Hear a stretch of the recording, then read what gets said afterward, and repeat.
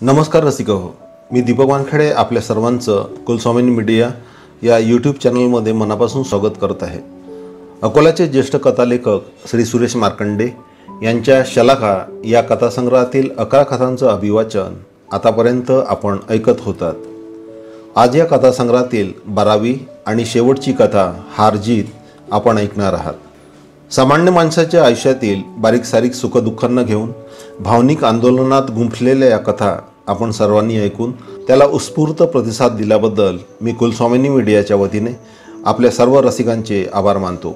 तसेच लेखक सुरेश मार्कंडे यांच्या प्रदीर्घ यशस्वी लेखन वाटचालीस शुभेच्छा देऊन या कथांचं अभिवाचन करणाऱ्या निवेदिका पत्रकार रेवती जोशी यांचा पण मी कुलस्वामिनी मीडियाच्या वतीने आभारी आहे। चला ऐकूया तर शलाका या कथासंग्रहातील 12वी आणि शेवटची कथा, जिचे शीर्षक आहे हार जीत। नमस्कार रसिक हो, कुलस्वामिनी मीडियातर्फे आयोजित पुस्तक अभिवाचन या उपक्रमात आपल्या सर्वांचं मनापासून स्वागत करते। अकोल्याचे सुप्रसिद्ध ज्येष्ठ कथाकार श्री सुरेश मार्कंडे यांच्या शलाका या कथासंग्रहातील एकूण 12 कथांचं अभिवाचन या उपक्रमांतर्गत मी सादर करते। आजच्या 12व्या कथेचं शीर्षक आहे हार जीत। अनिताचा MA शेवटचा पेपर झाला आणि मी तिच्यासाठी स्थळं पाहायला सुरुवात केली। तिच्या लग्नाची एवढी घाई का झाली? खरं म्हटलं तर याचं कारण माझं मलाही माहीत नाही। 24 फेब्रुवारीला तिने वयाची 23 वर्ष पूर्ण केलीत। अजून MA रिझल्ट लागायचा आहे। MA झाल्यानंतर तिच्याही काही अपेक्षा असतील। नोकरी करते की दुसऱ्या विषयात MA करते, काय करायचं हा तिचा प्रश्न आहे। सर्वात महत्त्वाचं, तिला रिकामं ठेवणं मला परवडणारं नाही। रिकामं डोकं हे भूताचं घर असतं। एखादं भूत मानगट्टीवर बसलं की शेवटपर्यंत पिच्छा सोडत नाही। रिकाम्या डोक्यात निरनिराळ्या कल्पना शिरत असतात। काही कल्पना अशा असतात की त्यामुळे जीवनाला वेगळीच गती आणि दिशा मिळते। माझंच बघा ना, मी अनिताचा विचार सोडून भूतकाळात डोकावू लागले। लहानपणापासूनच मी अभ्यासात हुशार, प्रथम क्रमांक कधी जाऊ दिला नाही। चौकस बुद्धी, मराठी साहित्य हा माझा MAचा विषय। निरनिराळ्या साहित्यिकांच्या साहित्याचा अभ्यास, हळूहळू पुरोगामी विचारांचा पगडा माझ्या डोक्यावर बसू लागला। धर्म, न्याय, नीती हा सारा कल्पनेचा खेळ मलाही असंच वाटू लागलं। वर्तमानपत्र वाचण्याची अति आवड। लग्नानंतर स्त्रीचं स्वातंत्र्य हिरावलं जातं, पुरुषाची गुलामगिरी पत्करावी लागते। रांधा, वाढा, उष्टी काढा एवढंच स्त्रीच्या जीवनात उरतं। या विचारांनी डोक्यात घर करायला सुरुवात केली। यातूनच मी अविवाहित राहण्याचा निर्णय घेतला। स्त्रियांवर होणाऱ्या अत्याचाराच्या बातम्या वर्तमानपत्रातून वाचू लागले। हुंडाबळीसारखी प्रकरणं, बलात्कार करून खून करणं, विनयभंगाच्या कितीतरी बातम्या रोज वाचू लागले। यामधून माझा विचार पक्का झाला। स्त्रियांवरील अत्याचाराला आपणच वाचा फोडायची, आपणही समाजकार्य करायचं। स्त्रियांवरील अत्याचाराच्या विरोधात लढायचं असेल तर आपण स्वतः पुरुषांची गुलामगिरी झिडकारायला पाहिजे। यामधूनच लग्न न करण्याचा विचार माझा पक्का झाला। MA झाल्यानंतर 3-4 वर्ष समाजकार्यात घालवली। माझ्या लवकरच लक्षात आलं की हे कार्य आपल्या आवाक्याबाहेरचं आहे। समाजसेवा हा आपला पिंड नाही। मोकासींच्या घरात गेली 5 पिढ्या तरी कुणी समाजसेवा केली नसेल। पुढल्या 5 पिढ्या कुणी समाजसेवा करणारही नाही। समजा समाजकार्य करण्याचा विचार डोक्यातून काढून टाकला तरीही लग्न न करण्याचा विचार पक्का होता। समाजकार्य करण्याचा विचार सोडून दिल्यानंतर मी कॉलेजमध्ये प्राध्यापिकाची नोकरी करू लागले। MA गोल्ड मेडलिस्ट असल्यामुळे नोकरी मिळायला वेळ लागला नाही। समाजकार्य करता करता माझ्या वयाने 28 वर्षे पूर्ण केलीत। घरी माझ्यासाठी वर संशोधनाच्या मोहिमेने चांगला जोर पकडला होता। वडील नसल्यामुळे मुख्य करणारे मामा आणि काकाच होते। मी शनिवारी गावी आले की शेजारच्या बाया माझ्याकडे संशयित नजरेने पाहायच्या। आईला मुद्दाम विचारायच्या, सुषमाचं जमलं नाही वाटतं अजून। एकदा तर मी शेजारच्या काकूंना म्हणालेच होते, माझ्या लग्नाची काळजी तुम्ही नका करू काकू, मला माझ्यासारखाच उंच पुरा मुलगा लागेल की नाही, हायब्रिड मुलगा थोडाच चालेल मला। काकूंचं नशीब, मी त्यांना तुमच्या मुलासारखा म्हटलं नाही। त्यांच्या मुलाची उंची जेमतेम 4.5 फूट असेल। कोर्टात कारकून होता, स्वतःला मात्र न्याय आणि विधिमंत्री समजायचा। मी दिसले की काकूंच्या तोंडाला पाणी सुटायचं। मामा नेहमी माझ्या लग्नासाठी आईच्या मागे लागायचे। मामींच्या नात्यातला एक मुलगा मामांनी माझ्यासाठी आणला होता। परभणीला जिल्हा पोलीस उपअधीक्षक होता. एका रविवारी मामा स्वतःच त्याला घेऊन आले. मुलगा चांगला सूट बूट हॅटवाला होता. नेहमीप्रमाणे दाखवण्याचा कार्यक्रम झाला. मामा त्याला स्टँडवर पोहोचवून आले. संध्याकाळी गप्पा करताना मला म्हणाले, काय सुषमे, कसा वाटला मुलगा? राजबिंडा आहे, राजबिंडा. त्यावर मी म्हणाले होते, राजकुमारच दिसतो सिनेमातला. सकाळ संध्याकाळ माझी परेड घेत जाईल. दाएं चल म्हटलं की स्वयंपाकघरात जायचं, बाएं चल म्हटलं की बेडरूममध्ये जायचं, सीधे चल म्हटलं की स्वयंपाकघर आणि बेडरूम यामध्ये असलेल्या बाथरूममध्ये जायचं.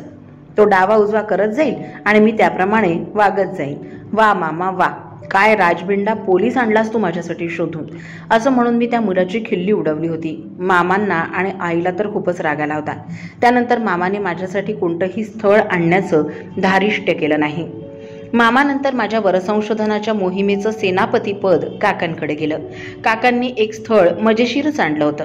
मुलगा मुंबईला टेल्कोमध्ये इंजिनियर होता. मुलाला मी पसंत होते. काकांचं म्हणणं होतं, दर रविवारी मुलगा 1 डाऊनने येत जाईल, संध्याकाळी 30 अपने जात जाईल. काकांचं डोकं खूपच शार्प होतं. दिवसभर माझ्या सहवासात राहून काय तीर मारणार होता? काकांनाच ठाऊक. रात्रीचा दिवस करण्याऐवजी दिवसाची रात्र करावी लागली असती. जी कामं फक्त रात्रीच करायची असतात ती सर्व कामं दिवसा करावी लागली असती. सर्वात महत्त्वाचं म्हणजे मुलगा कहीं पे निगाहें कहीं पे निशाना, कोई ना जाने किधर कहे इरादे. काकांनी लग्न जमवण्याचा खूप प्रयत्न केला. त्यांच्या प्रयत्नांना मी यश येऊ दिलं नाही. स्थळं नाकारता माझ्या वयाने 35 वर्ष पूर्ण केली. घरात मी सर्वात लहान असल्यामुळे मी लग्न न केल्याचा कोणावरही परिणाम होणार नव्हता. मोठा भाऊ लग्न करून संसाराला लागला. आईने मला लग्न कर असं म्हणणं सोडून दिलं. आई मजजवळ न राहता भावाजवळ राहायची. मी आता प्रौढत्वाकडे झोकू लागले. चेहऱ्यावर माझं वय स्पष्ट जाणवत होतं. माझा मोकळा गळा पाहून वर्गातील टार्गट मुलं माझी खिल्ली उडवायचे. माझं नावच वाघ्या मुरळी पडलं होतं. माझ्या तासिकेच्या अगोदर फळ्यावर वाघ्या मुरळीचं चित्र काढून ठेवायचे. लग्न न करून मी काय साध्य केलं हेच मला समजत नव्हतं. माझ्याच वर्गात शिकणाऱ्या मुली लग्न करून संसारात रमलेल्या मला दिसतात. त्या नोकरीही करतात, संसारही सांभाळतात. लग्न न करून मी मात्र एकटेपण ओढवून घेतलं. मला त्या दिवशी तांबे यांची नववधू प्रिया मी ही कविता शिकवायची होती. विद्यार्थ्यांना कवितेमधील फक्त भावार्थ सांगायचा असतो, तरीही काही टार्गट मुलं माझ्याकडून प्रत्येक शब्दाचा अर्थ काढून घेत होते. मागील वर्षी नाही का एका विद्यार्थ्यांनी मला विचारलं होतं, नववधूला कशाची आणि का लाज वाटते? त्या दिवशी प्री सायन्सला इरावती कर्वे यांची परिपूर्ती हा धडा शिकवायचा होता. मातृत्व हीच स्त्रीची खरी ओळख आहे. त्या पाठाच्या माध्यमातून मला हे विद्यार्थ्यांना सांगायचं होतं. मातृत्व म्हणजे काय मला काहीच माहिती नव्हतं. ते मी विद्यार्थ्यांना सांगणार, केवढा हा विपर्यास. नंतर काही दिवसांनी आमच्या कॉलेजमध्ये प्रशांत पानसे नावाचे गणिताचे प्राध्यापक आले. ते अगोदर आर्मीमध्ये होते. आर्मीमधला करार पूर्ण झाल्यानंतर ते आमच्या कॉलेजमध्ये प्राध्यापक म्हणून लागले होते.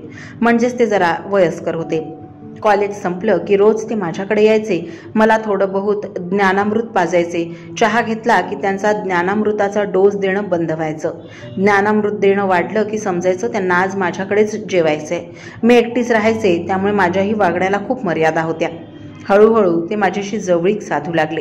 कॉलेजमध्ये ते माझ्या आसपासच राहायचे. माझ्याशी बोलण्याची एकही संधी ते वाया घालवीत नसत. एक दिवस सकाळीच मॉर्निंग वॉक झाल्यानंतर ते माझ्याकडे आले. 7-7:30 झाले असतील. नुकतीच अंघोळ झाल्यामुळे ओले मोकळे केस सुकवीत मी पंख्याखाली बसले होते. मी बसा म्हणण्याच्या अगोदरच पानसे सर स्थानापन्न झाले. मी आज जाणार तोच ते मला म्हणाले, मॅडम तुम्हाला एक गोष्ट सांगू का? राग तर नाही ना येणार? मी त्यांना म्हटलं, मी रागावले आहे का कधी तुमच्यावर? मी रागवेन असं का वाटलं तुम्हाला? मीही थोडी वाहवत गेले. पानसे सर मला म्हणाले, मॅडम तुम्ही खूपच सुंदर दिसता. तुम्ही सुंदर आहातच. कोणत्याही पुरुषाला भुरळ पाडेल असंच तुमचं व्यक्तिमत्व आहे. लग्न न करण्याचा निर्णय घेऊन कोणत्याही एका पुरुषावर अन्याय नाही का करत तुम्ही? मी त्यांना म्हणाले होते, पानसे सर आज तुमची वाट चुकली. ते काही असो, तुम्हाला कविमन आहे हे पण कळलं. नाहीतर गणिताचे प्राध्यापक कसे वृक्ष असतात. चहा पोहे देऊन मी त्यांना निरोप दिला. पानसे सरांचं माझ्याकडे येणं जाणं खूपच वाढलं. आजूबाजूचे लोक सूक्ष्म निरीक्षण करीतच असतात. तसंच माझंही निरीक्षण लोक करीतच होते. एक दिवस देशपांडे काकू मला म्हणाल्या, सुषमा तू आता लग्न करून टाक ना गं. देशपांडे काकू माझ्या नात्यातल्या ना गोत्यातल्या, त्यांनाही माझ्या लग्नाची काळजी. एक दिवस पानसे सर मला म्हणाले, तुमची आणि माझी केमिस्ट्री सारखीच आहे. मी आर्मीमध्ये दाखल झालो. आईसमोरच दोन्ही बहिणींची लग्न झाली. आई वारली, वडील एकटेच घरी असतात. करार संपल्यानंतर आर्मीच्या नोकरीतून निवृत्त झालो. 1 वर्ष झालं प्राध्यापकाची नोकरी करतोय. उमेदीचं वय निघून गेलंय आता. लग्न करावं असा विचार जरी मनात आणला तरी माझं वय आडवं येतं. ज्या मुली सध्या लग्नाच्या आहेत त्या माझ्यापेक्षा खूप लहान आहेत. लग्नाच्या बाजारात माझ्या वयाला साजेशी मुलगी मिळणं कठीणच. खरं तर तुमची आणि माझी केमिस्ट्री छान जुळते. पानसे सर एकदम एवढं सारं बोलून गेले. पानसे सरांनी आणलेल्या प्रस्तावाला माझा थंड प्रतिसाद पाहून ते खरं तर नाराजच झाले. तरीही त्यांनी माझं मन परिवर्तन करण्याचे प्रयत्न सोडून दिले नव्हते. खरं तर मी माझ्या हेकेखोर स्वभावामुळे जीवनातल्या किती अनुभवांपासून वंचित राहिले. मला माझ्या नावासमोर अजूनही कुमारी लिहावं लागतं. माझ्याच वर्गात असणारी कुमुद BA झाली, BEd झाली, शिक्षिका म्हणून लागली. नोकरी लागल्याबरोबर लग्न झालं. तिचा नवरा स्टेट बँकेत मॅनेजर आहे. परवा तिच्या मुलाच्या मौंजेत काय तोऱ्याने मिरवीत होती. सासू सासरे, दीर नणंदा जावा, केवढं मोठं कुटुंब. तिच्या स्वर्गातली मी. ती उपभोगतेय ते खरं सुख की माझ्या एकटेपणात असलेलं खरे सुख. मला ही एकटेपणाचा आता कंटाळा येऊ लागला. आई आहे तोपर्यंत कुणीतरी मायेचं माणूस तरी आहे. आई वारल्यानंतर काय? भाऊ आणि वहिनी किती दिवस साथ देणार? कुणाची साथ मिळणार? सुखदुःखाचे भागीदार कोण? विद्यापीठाच्या परीक्षा सुरू झाल्या. कॉलेजला उन्हाळी सुट्टी लागली. घरी मी एकटेच होते. गावी जाण्या अगोदर पानसे सर माझ्याकडे आले. खूप गोष्टी केल्या. त्यांना खूप बोलावं वाटत होतं पण बोलू शकत नव्हते. जाताना ते मला म्हणाले, मॅडम आपण दोघांनी लग्न करावं. हा विचार कसा वाटतो तुम्हाला? तुमचा विचार जर आचरणात आणायचा असेल तर मॅडम कसं म्हणाल मला? मी अप्रत्यक्षपणे लग्नाला होकारच दिला होता. मी त्यांना म्हणाले, विचार करते आणि सांगते. 15 मेला ते माझ्याकडे आले. नेहमीप्रमाणे गप्पा गोष्टी झाल्या. चहापाणी झालं. त्यांनी लग्नाचा विषय काढताच मीही हो म्हणून टाकलं. कॉलेज सुरू झाल्यानंतर 29 जूनला कोर्ट मॅरेज करण्याचं ठरलं. मी लग्नाला होकार दिल्यामुळे पानसे सरांना झालेला आनंद त्यांच्या चेहऱ्यावर दिसत होता. मी चहा करीत असताना मजजवळ येऊन मला म्हणाले, आज आपण बाहेरच जेवण घेऊ आणि सिनेमा पाहायला जाऊ.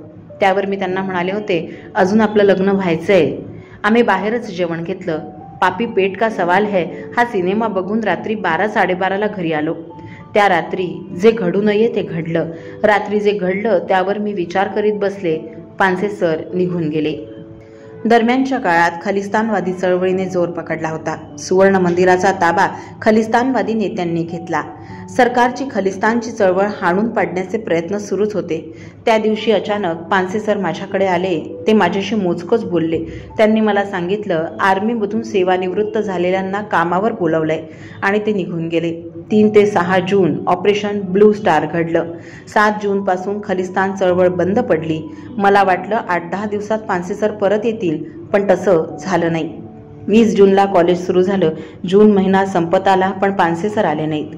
पानसे सरांचा पत्ता नाही, पत्र नाही, तार नाही, फोन नाही, साधा निरोपही नाही. आता मात्र माझे धाबं दणाणलं. निसर्गाने आपलं काम चोख बजावलं होतं. मी कॉलेजमध्ये जाणं बंद केलं. लांब सुट्टी घेऊन घरीच होते. पानसे सरांचं काय झालं अजूनही पत्ता नाही. 24 फेब्रुवारीला अनिताचा जन्म झाला. जेवढी बदनामी झाली तेवढी पुरे झाली. अजून बदनामी टाळण्यासाठी माझी सेवा ज्येष्ठता सोडून मी वर्धेला प्राध्यापकाची नोकरी मिळवली. दिवस जात होते तशी अनिता मोठी होत होती. मी पानसे सरांच्या वाटेकडे डोळे लावून बसले. वाट पाहणं सुरूच होतं. दिवस, आठवडे, महिने, वर्ष एकामागून एक मागे पडत होते. 23 वर्ष होऊन गेलीत पण पानसे सर आले नाहीत. अनिताने MAची परीक्षा दिली. आता मला तिच्या लग्नाची घाई झाली. मी जे भोगलं ते तिच्या वाट्याला येऊ नये एवढाच विचार. माझ्यासारखी शोकांतिका तिची होऊ नये अजून काय. मी माझं जीवन जिंकायला निघाले होते. जय पराजयाची व्याख्या माझ्या दृष्टीने वेगळी होती. मी संपूर्ण जीवन जिंकण्याचा प्रयत्न करता करता मला मात्र हार पत्करावी लागली.